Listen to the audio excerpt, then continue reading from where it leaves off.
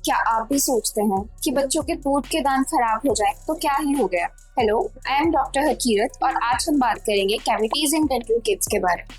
आमतौर पर हम देखते हैं कि बच्चों में डेंटल कैरीज जो है वो बढ़ती जा रही है और हम दिनों दिन उनको इग्नोर करते जा रहे हैं, जिसकी वजह से मेन कारण ये हो रहा है कि बच्चों का एक्सपोजर डेंटल ट्रीटमेंट्स और पेन बहुत ज्यादा जल्दी होते जा रहा है।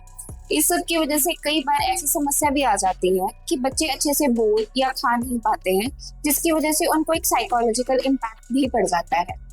डेंटल कैरीज बच्चों में आमतौर पर इसलिए ज्यादा होती है क्योंकि उनकी डाइटरी हैबिट्स और उनकी ब्रशिंग हैबिट्स वैसी होती है। डाइट में वो लोग ज्यादा से ज्यादा दूध पीते हैं और जूस पीते हैं, जिसके बाद बच्चे आमतौर पर जिद करते हैं कि उन्हें कुल्ला नहीं करना या उन्हें ब्रश नहीं करना, और खुद उनको अच्छे से ब्रश करना नहीं आता है। इसकी वजह से उनके दांतों के बीच में खाना फंसा रह जाता है, या फिर दूध या जूस की वजह से जितना भी हमारा शुगर पार्टिकल है वो भी दांतों के ऊपर जमा रह जाता है, जिसकी वजह से हमारे दांतों पे कैरीज के चांसेस और बढ़ जाते हैं। इस सब में हमारा एक और मेन कारण होता है जिसे हम बोलते हैं बैक्टीरिया, जो कि हमारे फूड में प्रेजेंट होता है। जो बैक्टीरिया हमारे खाने में प्रेजेंट होता है वो हमारे दांत की सबसे ऊपरी परत, जिसे कि हम इनामल बोलते हैं, उसे इरोड कर देता है। जब वो इनामल इरोड हो जाएगा, वहाँ डेंटल कैरीज के चांसेस उतने ही ज्यादा बढ़ जाते हैं। इसमें एक और मेन कारण है जो कि है हमारे बैक्टीरिया। हमारा पूरे बैक्टीरिया से भरा रहता है और ये बैक्टीरिया हमारे खाने में जो प्रेजेंट शुगर होती है उसे एसिड में कन्वर्ट कर देती है।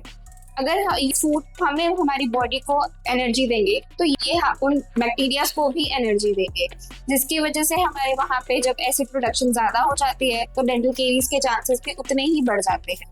बच्चों में आमतौर पर जो डेंटल इनामल होती है वो बहुत कम लेयर प्रेजेंट होती है। इसकी वजह से उनमें जो चांसेस हैं डेंटल कैरीज के वो और भी ज्यादा बढ़ जाते हैं। इस सब के साथ हम बात करेंगे कि जो बच्चों में प्राइमरी टूथ है उनकी क्या इंपॉर्टेंस रहती है। प्राइमरी टूथ की importance day to day life में खाना खाने, बोलने, इन सब के अलावा परमानेंट टीथ की स्पेस मेंटेन करने में भी रहती है। अगर आपके दांत बहुत जल्दी आ जाएंगे या बहुत जल्दी टूट जाएंगे तो हमारी जो वो स्पेस है वो खाली रह जाती है, या फिर आगे पीछे आते हैं दांत, जिसकी वजह से बच्चों को डेंटल ट्रीटमेंट के लिए ब्रेसिस की तरफ भी जाना पड़ता है। इस सब के अलावा अगर आपके दूध के दांतों में इन्फेक्शन ज्यादा बढ़ जाती है, जिसकी वजह से वहाँ पे पस या सिस्ट बनती है, तो वो हमारे परमानेंट टूथ को भी अफेक्ट करती है, जिसकी वजह से आपके परमानेंट टूथ हो सकता है कि लेट आए, अगर आएंगे तो खराब आएंगे।